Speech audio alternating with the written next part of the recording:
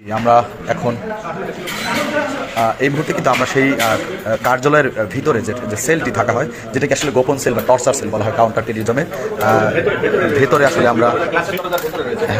আমরা কিন্তু এখন সেইটি ভেঙে ভেতরে অবশ্যই আমরা দেশবাসীর যারা আসলে যাদের যে টর্চার সেল, যেটিকে আসলে দেখেন কি জায়গা ডিবি কার্যালয়ের এই কাউন্টার টেররিজম আসলে যারা সেনাবাহিনীর পক্ষ থেকে কিন্তু খোঁজা হচ্ছে। দেখেন সিস্টেমটাকে,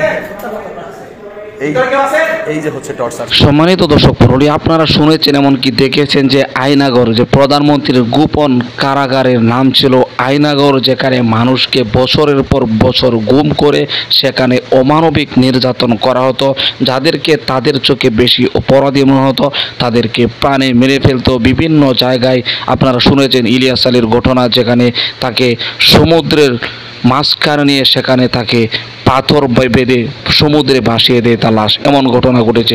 ইতিমধ্যে আপনাদেরকে দেখাবো নতুন আরেকটি সেই আয়নাগরের নাম হলো ডিবি কার্যালয়, অর্থাৎ ডিবি হারুনের যে কার্যালয় রয়েছে সেখানে রয়েছে গোপন আরেকটি আয়নাগর, অর্থাৎ গুম করা মানুষদের গোপন একটি কারখানা। সেখানে কিভাবে তৈরি করেছে আপনাদেরকে শুরুতে কিছুটা দেখেছেন, বিস্তারিত অবশ্যই ভিডিওতে তুলে ধরবো প্রিয় দর্শক। এই জন্য ভিডিওটি খুবই গুরুত্বপূর্ণ, এক সেকেন্ডেও না টেনে ধৈর্য সহকারে শেষ পর্যন্ত দেখবেন।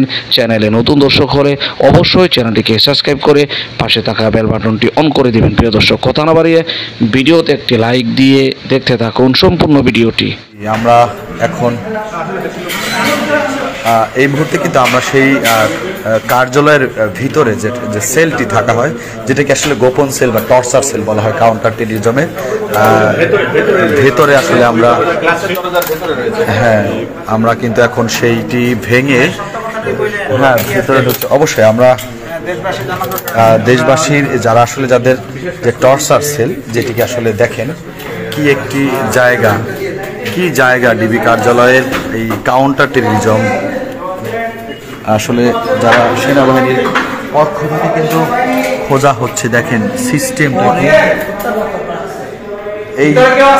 এই যে হচ্ছে টর্চার সেল, এই সেলের মধ্যে রাখা হতো। দেখতেই পাচ্ছেন যে কি গোপন সেল আসলে বাংলাদেশের মানুষের জন্য তৈরি করা হয়েছে। এই মুহূর্তে কিন্তু সেনাবাহিনীর যে চৌকস টিম, তারা কিন্তু আসলে একদমই দেখতেই পাচ্ছেন একটি বইও, এটি হচ্ছে সেল, যদি দেখাই এটি হচ্ছে সেল। দেখতেই পাচ্ছেন যে কিভাবে এই সেলের মধ্যে রাখা হতো, এবং তোষক একটি বইও রয়েছে, এখানে একটি বইও রয়েছে।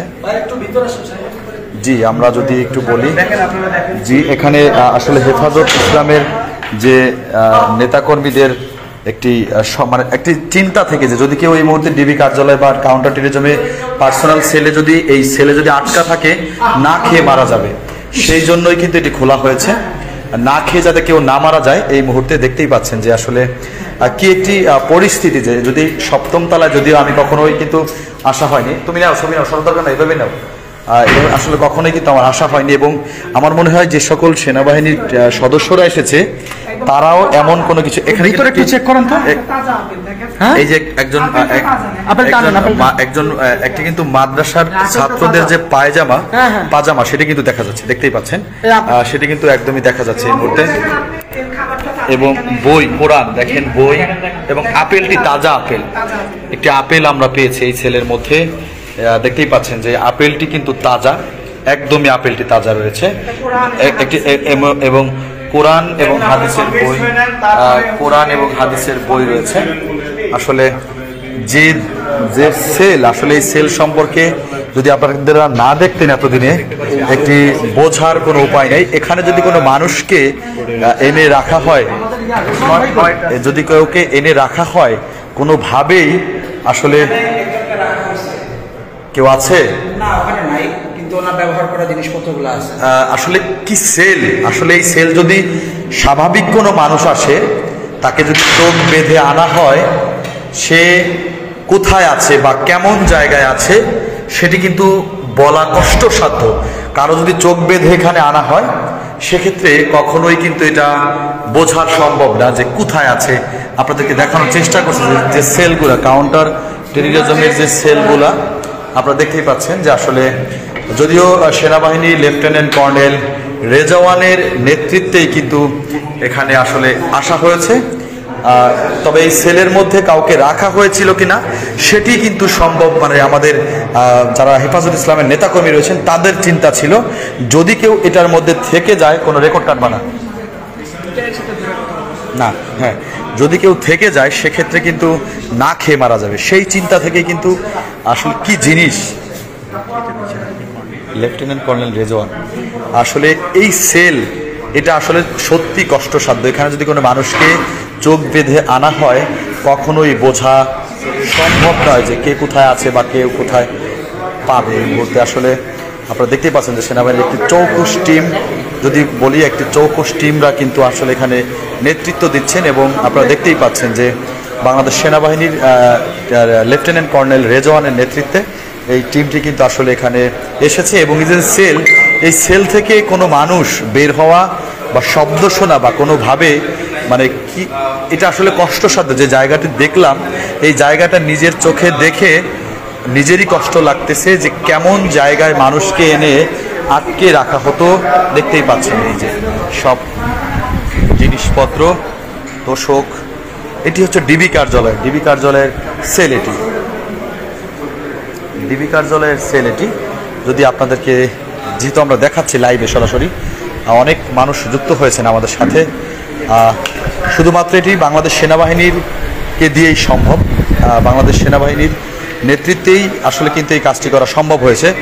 কোনো প্রশাসন বা অন্য কোনো বাহিনী কিন্তু আসলে এটি করবে না, আমার যে ধারণা। যে আপনারা দেখতেই পাচ্ছেন এই torture sell, lieutenant colonel Rezwan এবং সেনাবাহিনীর বেশ কিছু সদস্য রয়েছে, এই দেখতেই পাচ্ছেন আপনারা।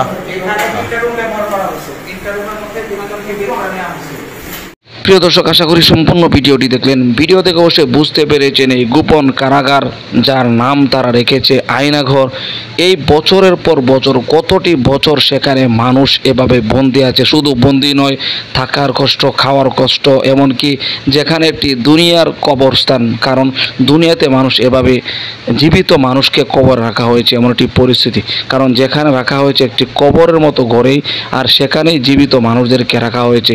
তাদের যে বর্ণনা আপনারা শুনেছেন, তাদের লোমহর্ষক এই ঘটনাগুলো তারা যখন বর্ণনা করেছে, তাদেরকে যদি এভাবে নির্যাতন না করে যদি মেরে ফেলতে হতো হয়তো এতটা কষ্ট তারা পেত না।